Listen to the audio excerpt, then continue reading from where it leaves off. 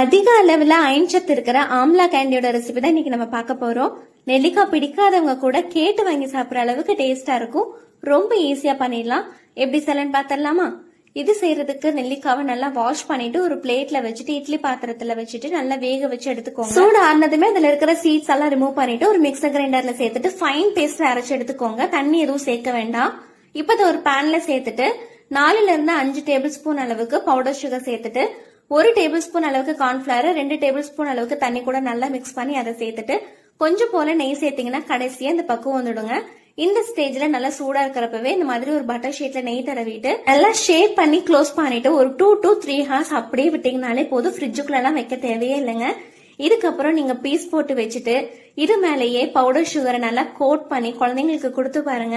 ரொம்ப விரும்பி சாப்பிடுவாங்க. ஸ்டோர் பண்ணி ஃப்ரிட்ஜ்ல வச்சு கூட எடுத்து கொடுத்துக்கலாம். சோ நீங்களும் இந்த ரெசிபி ட்ரை பண்ணிட்டு கமெண்ட் பண்ணுங்க. நெக்ஸ்ட் வீடியோல பார்க்கலாம்.